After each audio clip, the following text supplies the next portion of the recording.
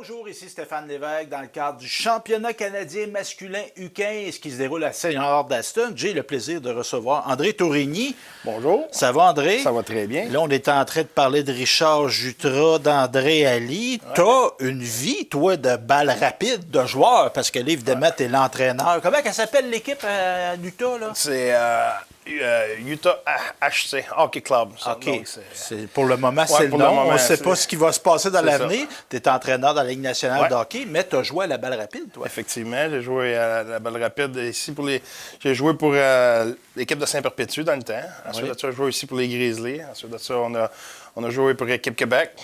Puis, c'est ça, on était au championnat canadien là, à Napanee, Ontario. Et c'était comment de représenter le Québec, quand même, dans un championnat canadien? Bien, c'était extraordinaire.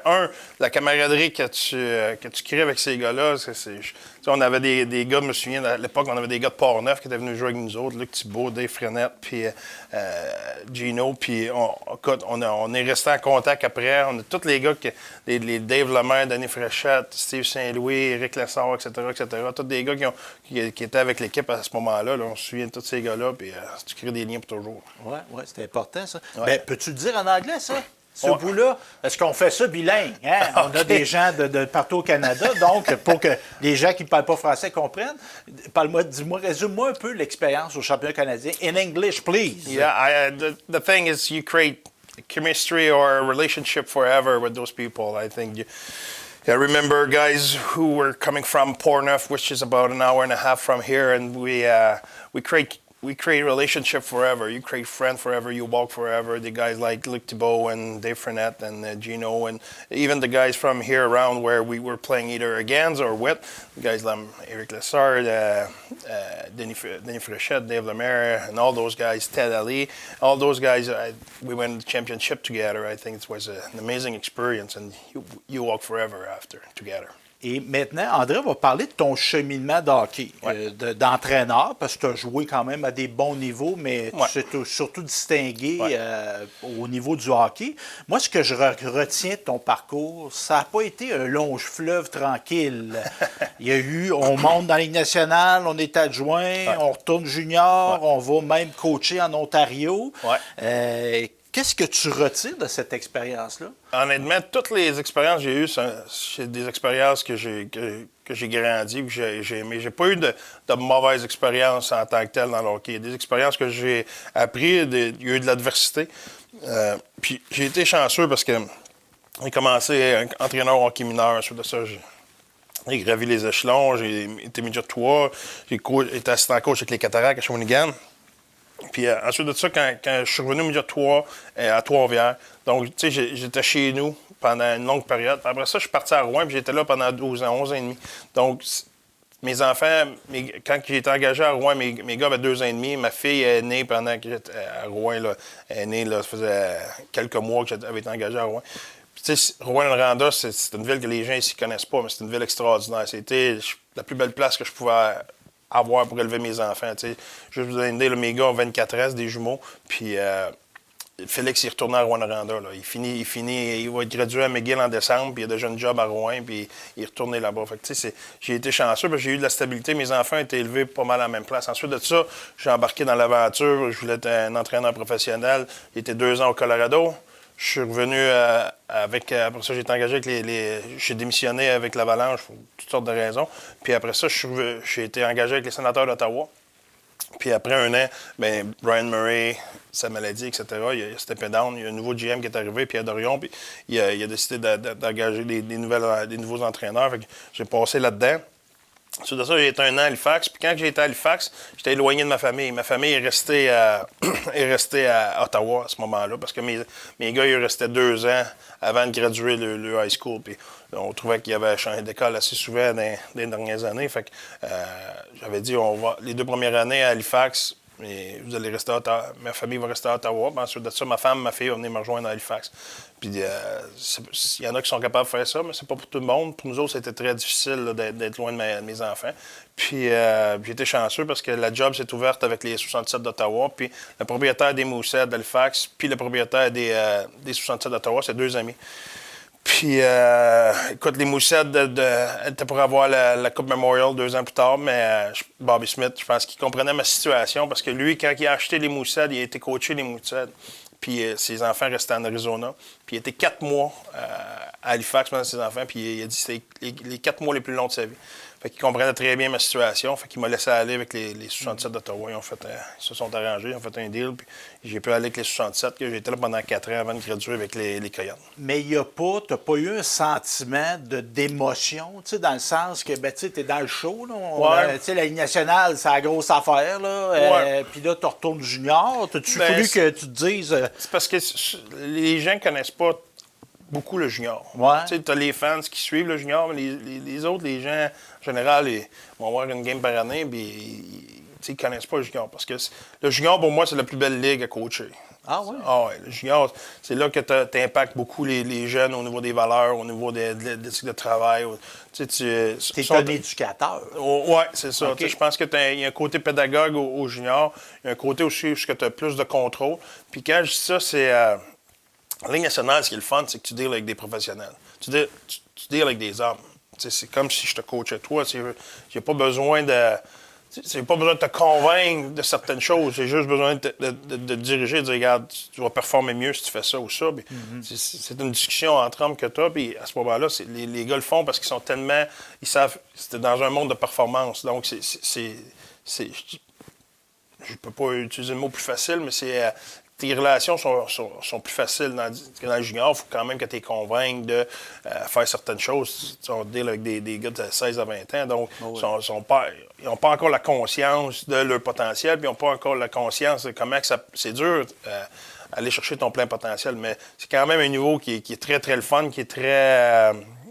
que tu te fulfills, là, tu es très valorisé. C'est ça, tu t'accomplis parce que tu aides vraiment ces jeunes-là dans leur carrière. Puis le fait dans ton cheminement, parce que tu as coaché aussi au niveau du championnat mondial junior, c'est quand même une expérience extraordinaire, ça. Ben, c'est comment, ça, de pogner des gars tous ensemble qui sont pas des coéquipiers habituellement? Ça, c'est... souvent, ça, c'est l'université sur stéroïdes. Oh. Moi, je pense j'ai 11 fois équipe Canada, 2 fois équipe Québec, quelque chose comme ça. Là. Fait que j'en ai fait beaucoup, beaucoup. Ce qui est le fun, là, c'est que pas juste les joueurs. Tu as les joueurs, tu as les meilleurs. Ça, c'est le fun en Conan, coacher ces gars-là. La deuxième des choses, c'est que tu travailles avec des coachs extraordinaires. Tu sais, je te dirais que il y a peut-être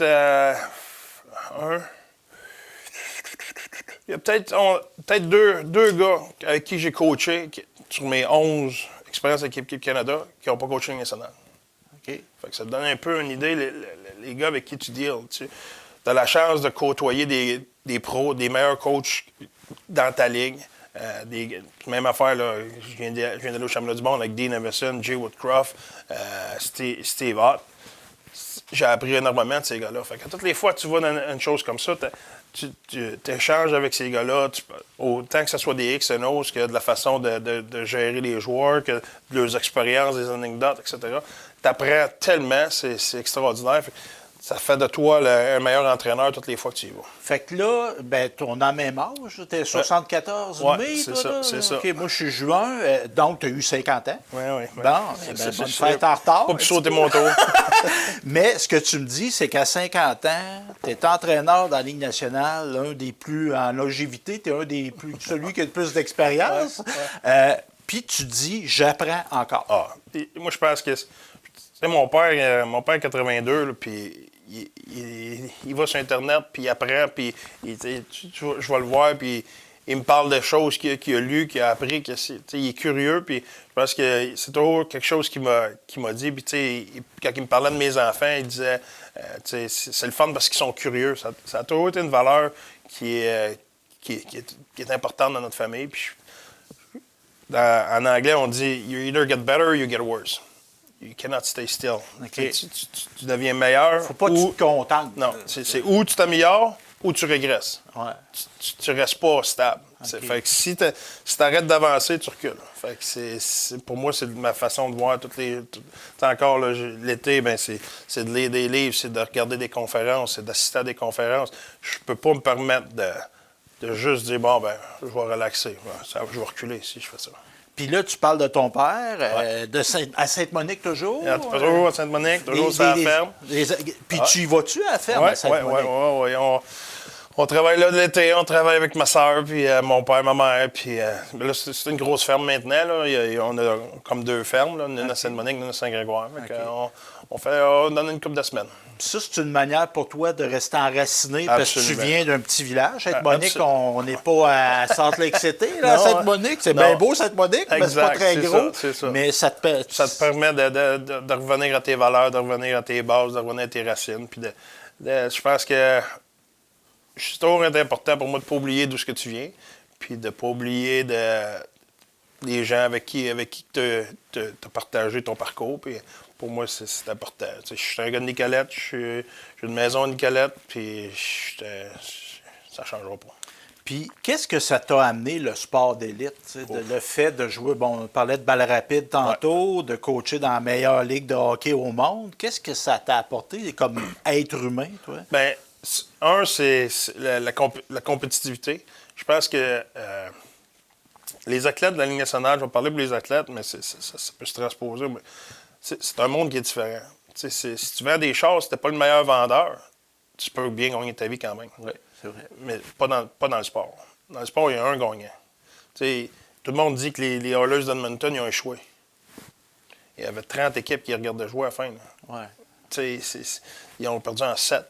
Ils ont échoué. C'est cop or bust. C'est ça. C'est comme ça qu'on est élevé. C'est comme ça qu'on est. Nos fibres sont faites. C'est gagner, puis c'est de performer. Puis tu sais, là, même si ton juge le plus difficile, c'est toi-même. Tu le sais si tu as laissé quelque chose sur la table. Puis pour le bien des gens, tu arrives chez vous le soir, puis si tu as laissé quelque chose sur la table, si tu as eu une bonne journée, tu as eu une bonne journée. C'est pas de stress là. On est dans une société qui est différente. Pas nous autres. Nous autres, si tu as laissé quelque chose sur la table, peu importe ce qui est arrivé, tu peux pas être pleinement satisfait. Fait que on est guéri différemment, on pense différemment. Puis ça m'a amené au niveau de mes relations, au niveau de désir de me dépasser, tout ça. Je pense que c'est comme ça c'est ça que le sport m'a amené. En bas âge, j'étais un gars qui était très compétitif. Quand j'ai joué pour l'équipe Québec, ça faisait que 2 ans que je jouais à la balle. Là. Puis, Jean-Yves a cru en moi, puis il nous a fait pratiquer avec nos planches de bois, pogner la balle dans le diamond, 50 push-ups si tu l'échappais, je m'en souviens encore. Et là, j'arrive pendant qu'on parle, justement. Mais tu sais, c'est ça que le sport t'amène, la discipline puis le dépassement. Pour certaines personnes qui sont pas compétitives, ça peut sembler pas logique, parce que, écoute, t'as pas de mythe, tu joues dans le diamond, t'as un roulant, faut que tu la pognes pareil. Mais tu sais, c'est ça le sport. Ça t'amène à. T'as pas d'excuses, il faut que tu performes, il faut que tu trouves des façons de devenir meilleur. Puis je pense que c'est quelque chose que dans la société d'aujourd'hui, c'est pas. C'est différent que, je pense, à notre époque, où la victoire avait une valeur beaucoup plus différente des prix de participation. C'est comme on le voit, là, que ce soit dans le baseball mineur, dans le hockey mineur ou quoi que ce soit, il y a des prix de participation. Mais les Oilers d'Edmonton, eux autres, ils ont échoué. C'est comme ça le sport. Puis évidemment, ici, on est dans une télévision communautaire, donc qui concerne la MRC Bécancour, MRC Nicolas Yamaska. Puis il y a des gens qui nous écoutent qui sont pas nécessairement des gens qui sont baignés dans l'univers du hockey. Mais moi, ce que je trouve intéressant dans le fait de te rencontrer, tu es un gestionnaire de haut niveau. Toi, là. Absolument. Bon, qu'est-ce que du coaching, de la manière que tu fais ton travail, les relations que tu as avec tes employés, les athlètes, y a-tu des choses qu'on peut dire aux gens qui sont transférables à la vie? C'est tout transférable. En quoi? C'est des ressources humaines. John Cooper, il était un des premiers à le dire ouvertement. Pas un coach de hockey. J'étais un gars qui travaille dans les ressources humaines. J'ai du monde. Parce que t'es X, t'es O, c'est ton système. C'est pas ça qui va faire que tu es un bon coach. C'est pas ça qui va faire que tu vas avoir du succès. Parce que tu peux avoir du staff qui sont bons là-dedans. Tu peux avoir plein de choses. Ce qui va faire la différence, c'est est-ce que tu es capable de sortir le meilleur de tes joueurs? Est-ce que tu es capable de créer un environnement de travail qui est agréable? Est-ce que tu es capable d'être un gestionnaire qui va motiver ou inspirer tes employés? Je pense que c'est ça qui est important. Je vais donner un exemple. Ma façon de voir les choses, puis la façon dont je l'explique aux joueurs, puis la façon qui est très claire. Pour moi, il y a le joueur, il y a la personne. Ça, c'est deux choses complètement différentes. La personne, je la traite avec respect. J'ai beaucoup d'énergie. Je suis un gars qui a du fun tous les jours. Je suis un gars qui va agacer. C'est un gars que, peu importe comment tu as joué hier, tu peux être moins 3, on peut avoir perdu 6-1. Ça ne changera pas la façon que je vais traiter avec la personne. Quand les gars arrivent à l'aréna et qu'on est dans le lounge ou dans la cuisine ou qu'on mange, on a du fun, on rit. Peu importe, on peut avoir perdu 6-1 hier. Là. Ils ne me verront jamais me draguer les pieds là, le matin et avoir être marabout, peu importe. Mais ils savent que quand on va rentrer dans le video room, là, je ne parle plus à personne. Là, c'est le joueur. Là, c'est business. Là, c'est... voici ce qu'on a bien fait, voici ce qu'on n'a pas bien fait, voici ce qu'on s'attend, voici ce qui est acceptable, qui est inacceptable, tout dépendamment de la situation, tout dépendamment où ce qu'on est rendu comme équipe. Là, il y a un côté business. Mais après ça, quand on sort du video room et que là, on s'en va dans le gym, bien là, c'est à personne. Là, ça veut dire que je peux t'avoir rencontré, puis parler de ta performance. Je serais pas rude, je serais pas un gars qui va t'humilier, mais on va se dire les vraies affaires. Je suis un gars qui est très honnête, je suis un gars qui aime l'honnêteté, qui va regarder les choses en face, on va se le dire de la bonne façon. Voici ce que tu as fait, voici quoi qu'on s'attend, pourquoi que cette performance-là est arrivée, puis etc., etc. Mais ensuite de ça, quand on va s'en aller dans le gym, après, là, on va faire des farces, je vais t'agacer, tu vas m'agacer. Donc, tu te vois comme un vecteur de bon climat de travail. Très important. Pour moi, c'est tu veux donner cette couleur-là à ton milieu de travail. Absolument. Puis on a eu du succès, même en Arizona, avec les joueurs autonomes qui étaient déjà venus en Arizona, qui avaient déjà travaillé avec nous autres, parce que c'est justement ce climat-là que les gars aiment. Peu importe ce qui est arrivé. Puis, trompez-vous pas, là, je suis très demandant au niveau de la performance, parce que quand on rentre dans le video room, je suis pas le genre de gars qui va faire assemblant. Je suis le genre de gars qui va être très honnête au niveau de la performance d'équipe, au niveau de ta performance personnelle. Puis on va se dire les vraies choses. Comme j'ai dit, on n'a pas besoin de... on se criera pas après, on n'a pas besoin d'être méchant, d'être mean, mais on a besoin d'être honnête, par contre. Mais quand on sort de là, on move on. Là, on parle à la personne, c'est différent. Puis, il y a quelque chose qui est vraiment particulier dans le hockey puis qui peut se retrouver dans notre vie de tous les jours, c'est l'instabilité. Ouais. Tu as été congédié dans ta vie. Ouais. Je ne veux pas te prédire rien, là, mais à peu près tous les entraîneurs, à un moment donné, se font congédier. Les joueurs, des blessures, des échanges, tout ça. Comment tu deals avec ça? Bien, j'ai été congédié une seule fois. C'était comme à Ottawa quand ils ont changé tout le monde. J'ai été très chanceux. Ça va arriver encore. Je te dirais que c'est beaucoup plus difficile quand ça implique la famille. OK. Quand ça implique la famille à Ottawa, ça, c'est difficile. Je te dirais que maintenant, si je suis... comme là, exemple, je pars d'Arizona, je m'en vais à Salt Lake City. Oui, bien, ouais, mais pour ma femme... Tu sais, Phoenix, c'est une place... C'est pas loin de... S'il y a un paradis sur Terre, là, c'est pas loin. C'est dans le même cadre régional. C'est une belle place pour travailler. Il faut rester. C'est dans le même cadre régional. Malgré l'instabilité de la concession, mais ça t'impacte. Il y a deux choses encore là. Okay. Là, on parle de Phoenix ou on parle des Coyotes. Là. OK. On peut parler de deux affaires. Là. Ben, tu fais encore la distinction. Toi, je fais encore... Dans le sens que, pour nous autres, déménager à Salt Lake, bon, ben, on a appelé le déménageur, on a fait des boîtes, puis on a déménagé. Là. C'est pas... ma femme et moi, là, ça veut dire, là, on va changer de restaurant, là, puis on va aller prendre une marche dans le désert, on va aller prendre une marche dans les montagnes. Là, c'est pas la fin du monde. Là. Si on avait nos enfants, puis que là, il faut changer d'école, puis les amis, puis le sport, puis, OK, là c'est un autre dossier. Fait, je te dirais que là, que maintenant, je suis à une autre étape de ma vie où ce que ça va impliquer seulement ma femme et moi qui fait nos boîtes, puis on part, ça va être différent. Puis ça fait partie du métier. C'est un petit peu comme quelqu'un qui travaille dans une industrie qu'il y a une promotion, puis il faut qu'il change de... Exemple, il travaille à Saint-Bruno, puis que là, il faut qu'il déménage à Montmagny parce qu'il y a une promotion. C'est à la fin du monde, il y a une promotion. Il a juste déménagé. Là. Mais, ça fait partie de son métier. Si tu es un militaire, tu déménages. Ouais, fait que toi, c'est conscient, ce choix-là. Moi, je fais une carrière d'entraîneur de hockey professionnel. C'est ça, ça fait partie de ma job. Là. Okay. C'est pas une job de fonctionnaire. C'est pas une job de fonctionnaire. Puis là, comme j'ai dit, le fait que ça implique pas ma famille, c'est beaucoup plus facile.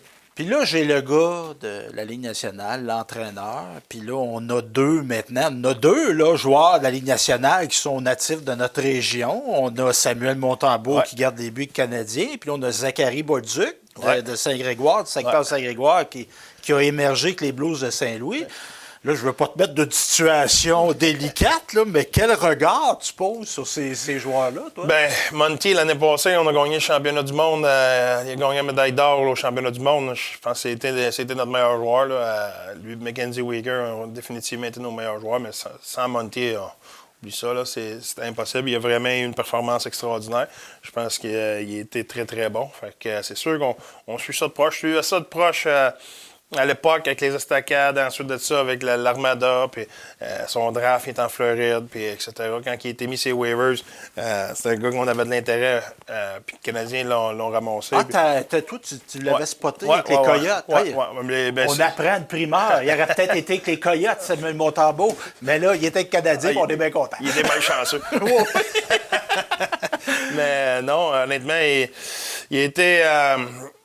j'ai toujours pensé des bonnes choses de lui, mais il a vraiment été absolument exceptionnel au championnat du monde. C'est un gars calme, hein? C'est ça, c'est une chose qui... C'est un gars qui est calme, c'est un gars qui a un bon instinct aussi, comme gardien, là, le jeu, ces choses-là. Puis là, Zachary Bolduc qui émerge.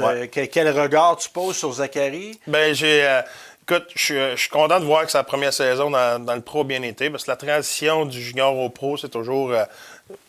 je dirais un coup de dé, tu sais jamais comment ça va se traduire. Puis je pense que l'important est d'être à bonne place au bon moment. Tu sais, puis les Blues, quand ils n'étaient pas dans les séries, je pense que ça donne l'opportunité de faire jouer certains jeunes. Puis ça lui a donné une chance là, de voir c'était quoi la Ligue nationale. Tu sais, si, exemple, il avait été dans une équipe comme Edmonton, ou si les Blues simplement auraient été dans une course aux séries, souvent tu vas plus vers certains vétérans. Fait que je pense qu'il était à bonne place au bon moment. Puis ça va lui ouvrir des portes parce qu'il a bien fait quand il était là-bas.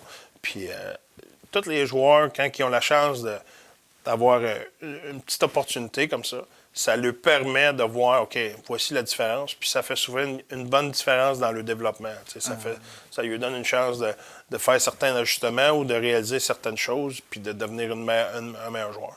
Et là, le gars de Sainte-Monique, André Tourigny, y a-tu encore des objectifs professionnels? Y a-tu l'accomplissement ultime? Ça serait quoi pour André? La coupe? Oui, la coupe avec un S, j'aimerais bien ça. J'ai toujours été un gars qui...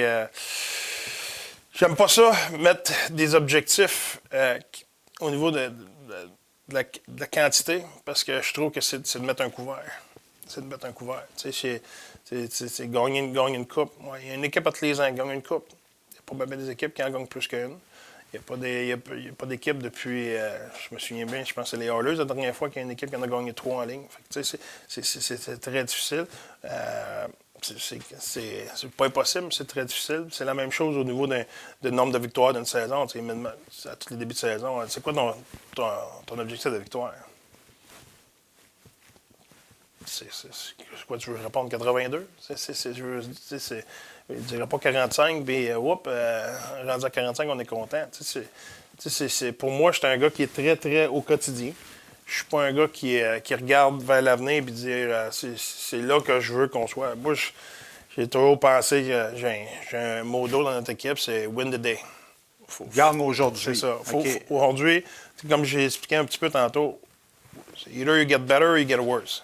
Aujourd'hui, on a-tu fait ce qu'on avait à faire pour devenir meilleur? Est-ce qu'on a eu notre meilleure performance aujourd'hui, etc.? On a une vision à long terme au niveau de notre planification, de comment on veut jouer, des choses qu'on a améliorées. Sauf que c'est important d'être capable de mettre ça en ordre. Puis est-ce qu'on a gagné la journée aujourd'hui? Est-ce qu'on a été meilleur? Est-ce qu'on a fait ce qu'on avait à faire? Puis si la réponse est non, ça ne donne rien de regarder à la fin et de dire OK, mais là, on ne gagnera peut-être pas un championnat ou aussi. Laisse faire ça, là. Ce qui est important, c'est ce qui se passe aujourd'hui. Pour moi, c'est ça qui est important. Puis, si tu focuses là-dessus, tout le temps, si tu montes le Mont Everest puis tu regardes en haut tout le temps, là, tu vas t'enfarger. Tu vas te péter la marboulette puis tu te rendras jamais. Regarde où tu t'en vas, fais un pas à la fois, puis à un moment donné, tu vas arriver, tu vas être en haut puis tu vas dire « Wow, j'ai réussi ». Bien, très belle leçon. Merci André Tourigny, très gentil, puis on se dit à la prochaine. Merci beaucoup.